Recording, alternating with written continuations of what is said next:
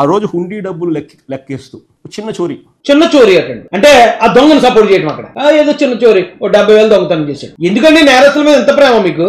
$9 ప్రాయశ్చిత్తంగా ఆ దొంగ కుటుంబ సభ్యులు 14 కోట్లు విలువైన వారి ఆస్తులను వారు దేవుడికి ఇవ్వడం తప్పవుతుందా? 14 కోట్ల విలువైన ఆస్తులు ఇచ్చారంటే ఎక్కడే దొరికేశారు పాపం జగన్మోహన్ రెడ్డి గారు. అసలు అతను మీరే అన్నారు చిన్న చోరీ 72,000 చోరీ అని మీరే అన్నారు కదా.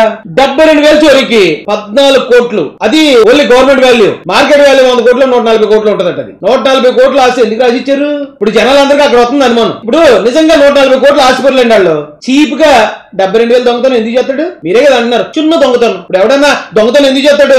ఆకలేసో, లేకపోతే డబ్బులు లేకో, లేకపోతే ఇంట్లో ఏదైనా ఇబ్బందికరమైన పరిస్థితుల్లో బతకడానికి లేకో ఎవడన్నా దొంగతనం చేస్తాడు. కానీ 140 కోట్ల ఆస్తులు వాడు చీప్ గా 72,000 దొంగతనం చేశాడు అన్నారు మా జగన్మోహన్ రెడ్డి గారు. అరే చాలా చిన్న దొంగతనం అనమాట. అది ఎందుకు చేశాడండి?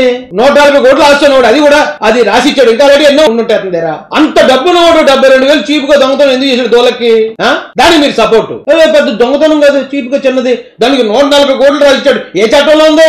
ఎవడన్నా దొంగతనం చేస్తే అది సంబంధించిన ఏదో ఆస్తి రాసిస్తే కేసు మనం కాంప్రమైజ్ అయిపోవాలని ఏ చట్టం చెప్పింది? దొంగలకి సపోర్ట్ చేసుకోవద్దారండి. దొంగతనం చేసాడు అతనితో తప్పైతే అతని దగ్గర ఆస్తులు రాయించుకుని టీటీడీకి ఒక 14 కోట్ల ఆస్తి రాసి మిగతా కోట్లాది రూపాయల ఆస్తులు రాయించుకున్న వాళ్ళని ఆ దొంగలు సపోర్ట్ చేస్తారేంటి? అడిగాడు ఎవడ లేక. ఏంటంటే దొంగల కోసం, నేరస్తుల కోసం, కిల్లర్స్ కోసం, హంతకుల కోసం ప్రెస్ మీట్లు పెడతారేంటి మీరు? అసలు మీరు ఏమనుకుంటున్నారు? అసలు మీరు నిజంగా గోండారాజేనా లేదా ఈ రాష్ట్రంలో రాజకీయ నాయకుడా మీరు? అయితే ఈయన తెలియదు ఏంటంటే అదే మాటని ఎలా చెప్తే 140 కోట్లు ఇస్తే ఇంకేంటి ప్రాబ్లం ఏంటి? ప్రపంచంలో ఎక్కడ ఇలా ఇప్పించలేదు.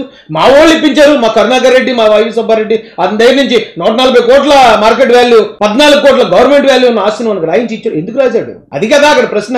ఎంత జరుగుంటే వెనకతల లేదు. ఒక్కరోజే 72,000 అంటే అంతకుముందు ఎన్ని సంవత్సరాల నుంచి పనిచేశాడు? మీ గవర్నమెంట్ వచ్చిన దగ్గర నుంచి రోజుకి ఎన్ని లక్షలు పట్టుకెళ్తున్నాడు అతను? అందులో మీ వాళ్ళకి ఎంత ఓటా ఉంది? ఇది డౌట్ వస్తా. అంతేగాని ఏదో వచ్చిన దొంగతనం $9. ఇది ఇంకా ఆశ్చర్యం. $9 అంటే $9 చెప్తున్నాడు జనాలకి. సాక్షి టీవీ, సాక్షి పేపర్ చెప్పారు అరే $9 కోసమే అంత పెద్ద చేస్తారా? అయ్యి బాబోయ్ కొడుకు అనేమో వాళ్ళు. ఇప్పుడు ఏంటండి బాబు ఇది? చాలా దారుణం జగన్ గారు ఇది.